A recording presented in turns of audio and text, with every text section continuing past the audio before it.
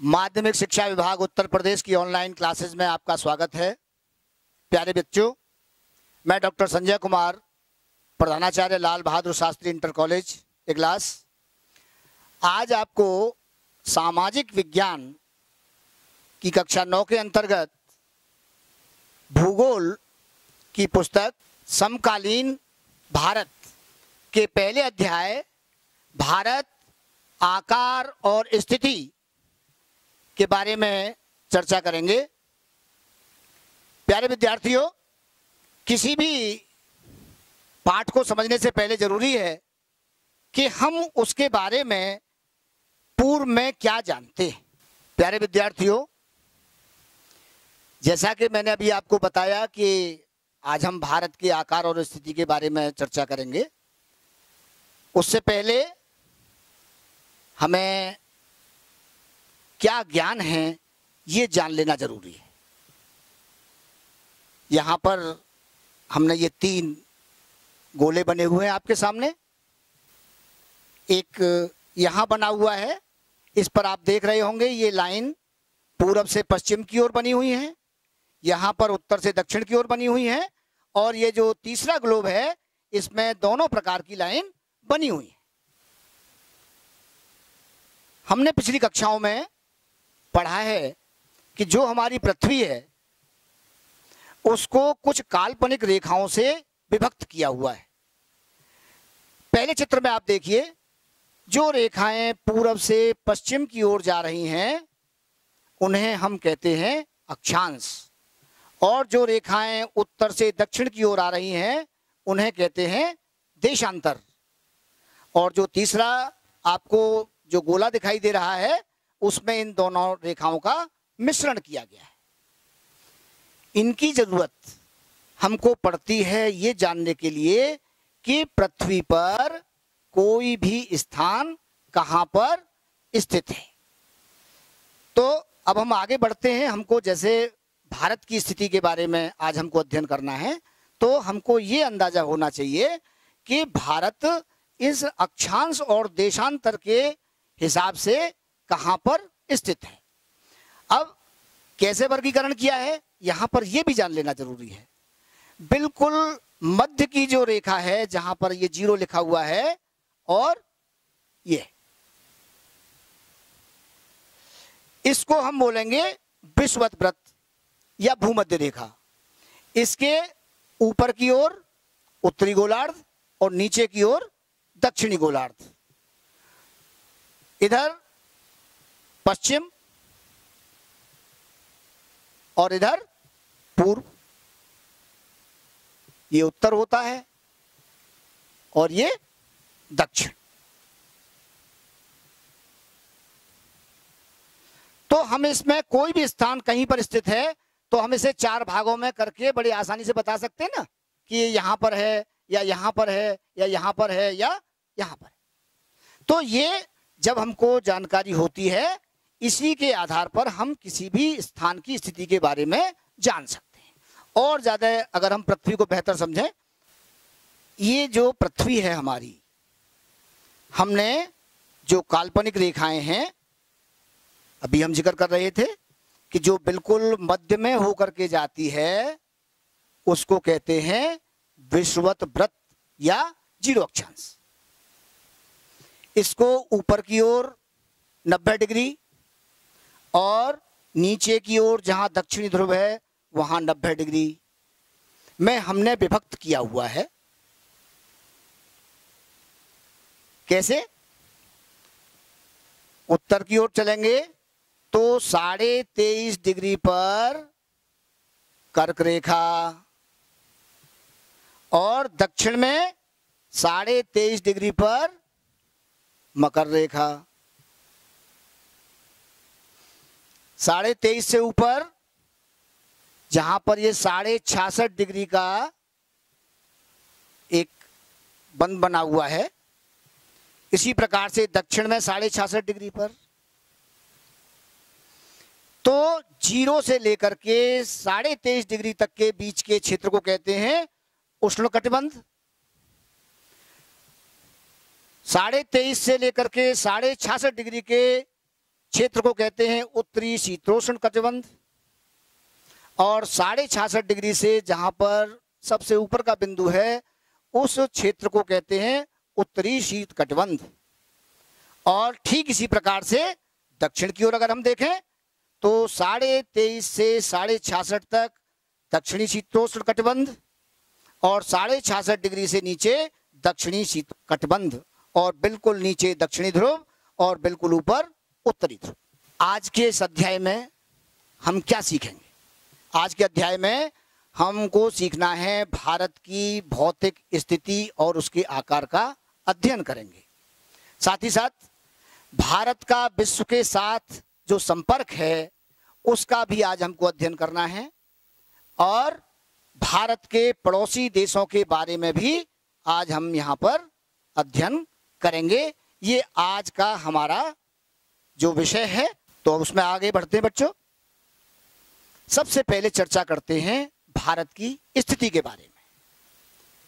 अभी हमने आपको पृथ्वी बताई, पृथ्वी में हमने आपको इधर बताया पूरब है, इधर पश्चिम है, ऊपर उत्तर है, नीचे दक्षिण है। तो जहां होकर के बीच की लाइन गई उससे ऊपर का क्या है? उत्तरी गोलार्ध। तो हमारा जो देश है वो उत्तरी गोलार्ध में स्थित है, और जो इसका मुख्य पोर्शन है, आप बिल्कुल नीचे देखिए, यहां जहां कन्याकुमारी है 8 डिग्री 4 मिनट से लेकर के ऊपर जहां पर हमारा ये कश्मीर का जो ऊपर का सबसे ऊपर वाला पॉइंट बनता है 37 डिग्री 6 मिनट तक ये दक्षिण से उत्तर की ओर फैला हुआ है। अब देशांतर के हिसाब से देखें तो जहां ये हमारा गुजरात है वहां पे 68 डिग्री 7 मिनट से लेकर के 97 डिग्री 25 मिनट अरुणाचल प्रदेश के पूर्व में जो है वहां तक ये फैला हुआ है। और हमने अभी रिकैप में देखा था, पूर्व ज्ञान में हमने देखा था कि 23.5 डिग्री ऊपर जहां से हमारी जो भूमध्य रेखा है उसके 23.5 डिग्री ऊपर कर्क रेखा जाती है। और प्यारे विद्यार्थियों, भारत के लगभग मध्य में होकर के ये कर्क रेखा गुजरती है। तो जहां होकर के ये कर्क रेखा गुजरती है, मैं इसको यहां पर आपको लाइन कर रहा हूं। ये देखो एक बिल्कुल सूत्र है, इसे आप याद कर लें। गरम छाछ पवित्रम।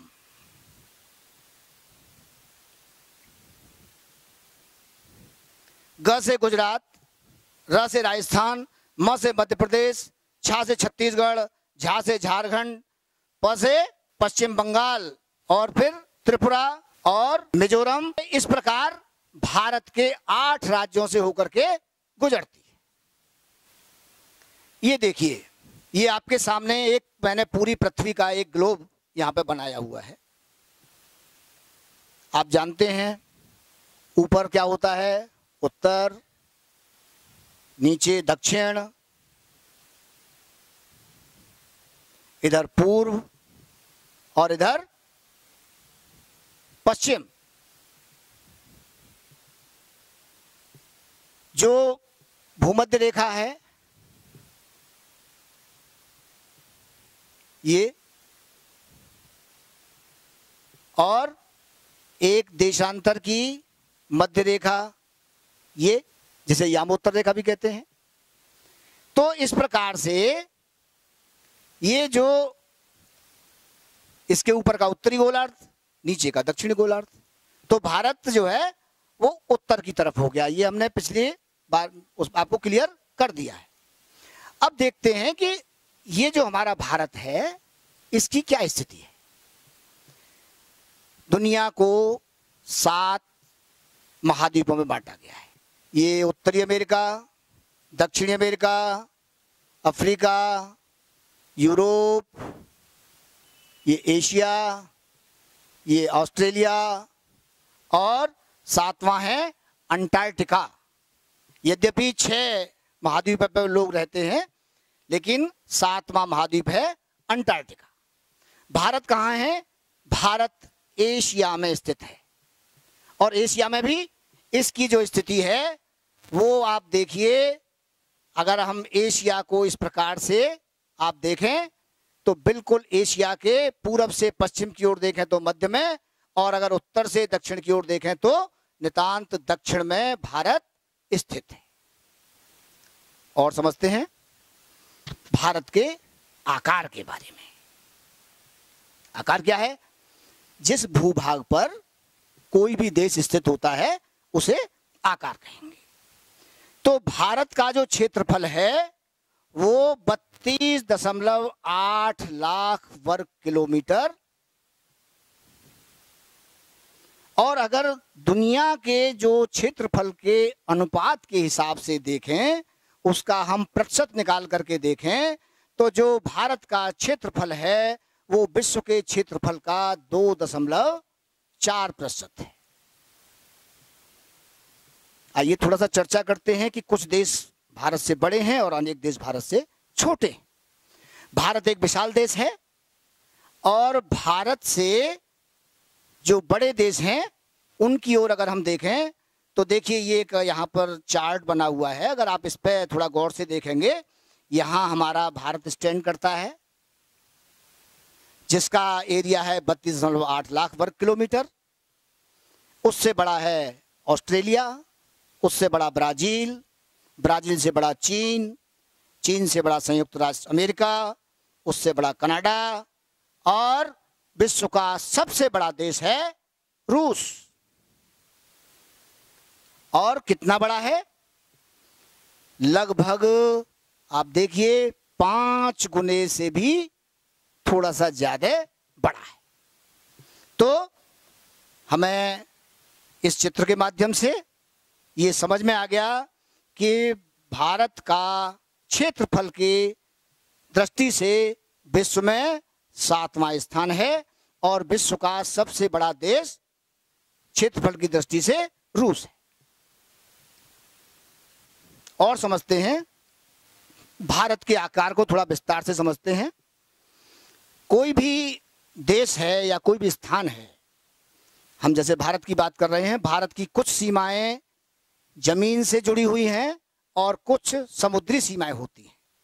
तो यदि हम देखें तो भारत की जो स्थल सीमा है वो है लगभग 15,200 किलोमीटर, और ये इस प्रकार से फैली हुई है।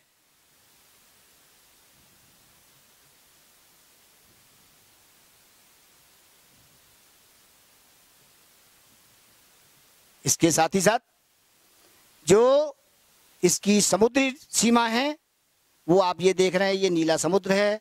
यहां से लेकर के इस तरीके से वो स्थलीय सीमा की लगभग आधे के करीब होती है, जिसमें ये हमारे जो अंडमान निकोबार द्वीप समूह और लक्षद्वीप समूह हैं, इनकी भी समुद्री सीमा मिलती है, और वह है 7,516.6 किलोमीटर। तो ये भारत के आकार की स्थिति होगी। भारत के उत्तर में यहां से लेकर के यहां तक ये पूरी हिमालय की पर्वत श्रृंखला है, और ये जो हिमालय की पर्वत श्रृंखला है वो नवीनतम बलित पर्वत है। बिल्कुल नवीन, बलित माने जो बढ़ रहा है बलयाकार आकृति में।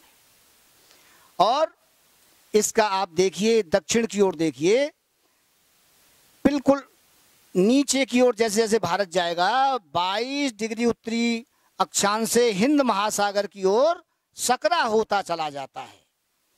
इसके पश्चिम में अरब सागर, और पूरब में क्या है? बंगाल की खाड़ी स्थित है। ये भारत के आकार की स्थिति है। और थोड़ा भारत के आकार को समझते हैं। ये आपके सामने भारत का नक्शा है। यहां गुजरात,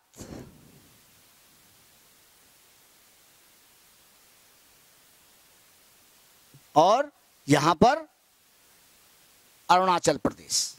ये एक 82 डिग्री 30 मिनट पर एक लाइन गुजर रही है, जो भारत की मानक यामोत्तर रेखा मानी जाती है, जो उत्तर प्रदेश के मिर्जापुर नामक शहर में होकर के जाती है। एक जिज्ञासा आपके अंदर होगी, ये यामोत्तर रेखा क्या है, इसका क्या महत्व है, क्यों जाती है यहां होकर के। तो प्यारे विद्यार्थियों, यहां समझने की जरूरत है कि जो देशांतर होते हैं उनके माध्यम से समय का निर्धारण होता है। अरुणाचल में जब सूर्योदय हो जाएगा उसके 2 घंटे बाद सूर्योदय गुजरात के इस किनारे पर होगा। ये 2 घंटे का अंतर कैसे आ जाता है? अरुणाचल प्रदेश का 97 डिग्री 25 मिनट और यहां पर 68 डिग्री 7 मिनट। अगर हम इसमें से इसे घटाएंगे तो अंतर आएगा लगभग 30 डिग्री, और 1 डिग्री में 4 मिनट का समय में अंतर आता है। तो अगर हम 30 का 4 से गुणा करें तो कितना हो जाएगा? 120 मिनट। और 120 मिनट का अगर हम 60 का 1 घंटा, तो कै घंटे हो गए? 2 घंटे। इस प्रकार से अरुणाचल प्रदेश और गुजरात के समय में 2 घंटे का अंतर हो जाता है, लेकिन घड़ी एक ही समय बताएगी। क्यों?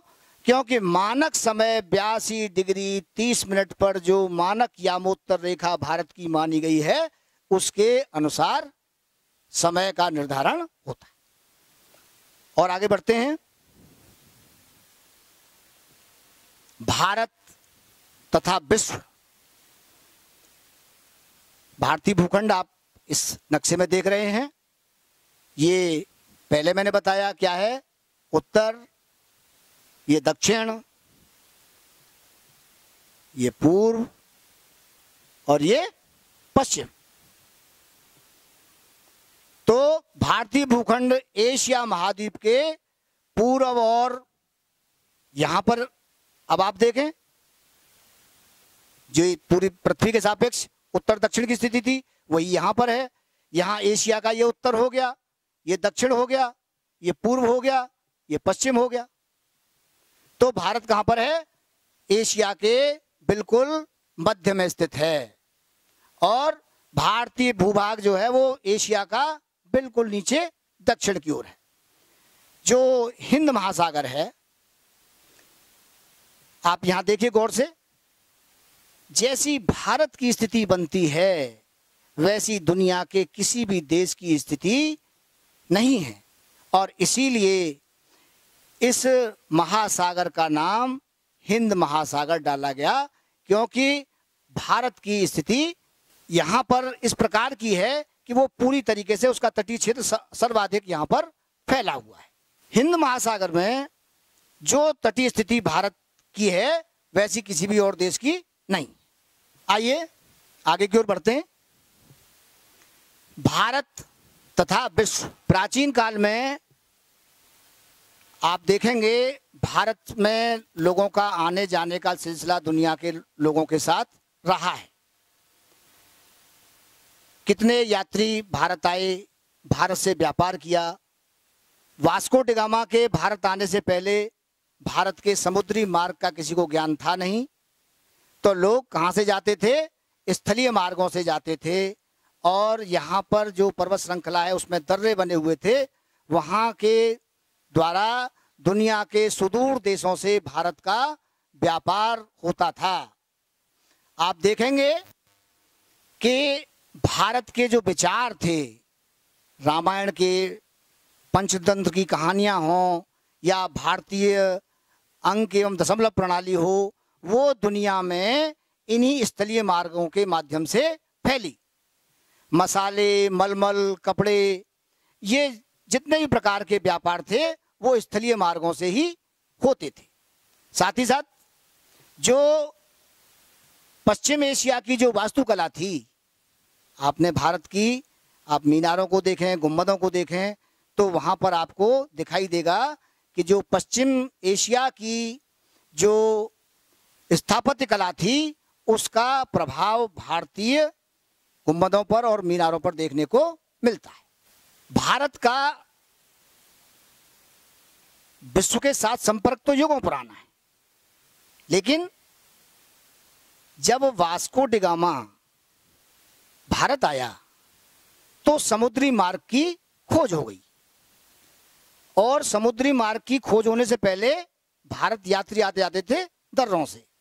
जब समुद्री मार्ग की खोज हो गई तो यूरोप के साथ भारत का संपर्क जुड़ गया। और अब थोड़ा हम पीछे की तरफ एक स्लाइड में देखते हैं। पहले यूरोप से चल के जब वास्को डी गामा आए तो इस तरीके से घूमते हुए यहां भारत तक पहुंचे, लेकिन बाद में यहां पर एक नहर बनी जिसे स्वेज नहर कहते हैं, और इस स्वेज नहर के द्वारा जो 1869 में बनी 7000 किलोमीटर की दूरी यूरोप से भारत की कम हो गई। और इस प्रकार से भारत का समुद्री मार्गों से यूरोप के साथ और ज्यादा गहरा संबंध हो गया। भारत और उसके कुछ पड़ोसी देशों के बारे में चर्चा करते हैं। प्यारे विद्यार्थियों, भारत जो है वो दक्षिण एशिया का एक बहुत ही महत्वपूर्ण स्थान है और भारत में 28 राज्य हैं और 9 केंद्र शासित क्षेत्र हैं। आपकी पुस्तक में ये लिखा हुआ है। अब थोड़ा सा परिवर्तन हो गया है। परिवर्तन कैसे हो गया? राज्य तो 28 हैं, लेकिन दमन और दीव और दादरा नगर हवेली को मिलाकर के जब एक कर दिया गया तो अब केंद्र शासित क्षेत्र हो गए 8 और राज्य हो गए 28। ये भारत की स्थिति। इसके साथ जो इसके पड़ोसी देश हैं उनकी तरफ देखें आप। ये उत्तर है, ये दक्षिण है, ये पूरब है और ये पश्चिम है। तो कौन सा देश स्थित है पश्चिम में? पाकिस्तान। ऊपर यहां अफगानिस्तान की सीमा मिलती है, उसके साथ चाइना, नेपाल, तिब्बत, भूटान, बांग्लादेश और पूरब में म्यांमार। क्लियर? पश्चिम में पाकिस्तान, अफगानिस्तान, उत्तर में चीन, तिब्बत, भूटान, पूरब में बांग्लादेश और म्यांमार। और क्लियर समझ लीजिए, यहां देखिए आप, ये उत्तर पश्चिम में पाकिस्तान, अफगानिस्तान, देखिए यहां पर जुड़ रहा है। उत्तर में चीन, तिब्बत और नेपाल, भूटान। पूरब में आएंगे म्यांमार और बांग्लादेश। इसके साथ ही साथ हम दक्षिण की ओर देखें तो श्रीलंका, और जहां पर हमारा लक्षद्वीप है उसके नीचे ये मालदीव। तो ये 2 दक्षिण विदेश हो गए। भारत और लंका के बीच में एक छोटा समुद्री रास्ता है जिसे पाक जनसंधि तथा मन्नार की खाड़ी कहते हैं। और समझते हैं आगे। और प्यारे विद्यार्थियों, आपको और ज्यादा अगर भारत के आकार और स्थिति के बारे में पढ़ना है तो एनसीईआरटी ने इसरो की सहायता से ये एक वेबसाइट बनाई हुई है, http://bhuvan@1.nrsc.gov.in/mhrd/ncert। आप इस पे जाएं, बहुत अच्छे अच्छे आपको नक्शे वहां पर देखने को मिलेंगे। आइए अब थोड़ा सा गृह कार्य की ओर बढ़ते हैं। आज आपने भली प्रकार से समझ लिया है भारत की आकार क्या है, भारत की स्थिति क्या है, विश्व के सापेक्ष भारत का आकार क्या है, भारत के पड़ोसी राज्य कौन से हैं। इसका हमने विस्तृत अध्ययन इस अध्याय में कर लिया है। भारत की किन किन देशों से सीमाएं मिलती हैं, भारत की समुद्री लंबाई कितनी है, स्थलीय सीमाएं कितनी हैं, इन सब का हमने इस अध्याय में अध्ययन कर लिया है। अब हम कुछ प्रश्न करते हैं। पहला प्रश्न है, 4 आपके ऑप्शन दिए हुए हैं, निम्नलिखित 4 उत्तरों में से उपयुक्त उत्तर छांटिए। कर्क रेखा किस राज्य से नहीं गुजरती है? यानी कि हमने अभी आपको बताया था राजस्थान से गुजरती है, छत्तीसगढ़ से गुजरती है, त्रिपुरा से गुजरती है। तो जहां से नहीं गुजरती है उसको आप टिक करेंगे कॉपी पर। उसी तरीके से दूसरा प्रश्न है, भारत का सबसे पूर्वी देशांतर कौन सा है? ये अभी हमने आपको बताया था। ये आप इसमें से छांटेंगे, एटलस देखेंगे, अपनी कॉपी के ऊपर से लिखेंगे और आपको इनके संक्षेप में उत्तर देने हैं। अरब सागर तथा बंगाल की खाड़ी में स्थित द्वीप समूह के नाम बताइए। दक्षिण में कौन कौन से द्वीपीय देश हमारे पड़ोसी हैं? अभी हमने आपको 2 मिनट पहले बताया था। बिल्कुल नीचे की ओर जाइए, दक्षिण का मतलब नीचे, ढूंढिए एटलस में, आपको उत्तर मिल जाएगा। उसी तरीके से दूसरा प्रश्न, हमारे उत्तर पश्चिमी, उत्तरी तथा उत्तर पूर्वी पड़ोसी देशों के नाम बताइए। जाइए ऊपर उत्तर, इधर उत्तर पश्चिम, उत्तर और उधर उत्तर पूर्वी, एटलस में देखेंगे, आप उनके नाम बता देंगे। भारत में किन किन राज्यों से कर्क रेखा गुजरती है? हमने आपको बताया था, वो सूत्र भी एक बताया, उसको याद रखिए, आपको उत्तर मिल जाएगा। गरम छाछ पवित्रम से आपको उसका उत्तर मिल जाएगा। मैं समझता हूं आपकी बात समझ में आ गई होगी। आप इसे और बेहतर तरीके से अपनी नोटबुक के ऊपर करेंगे।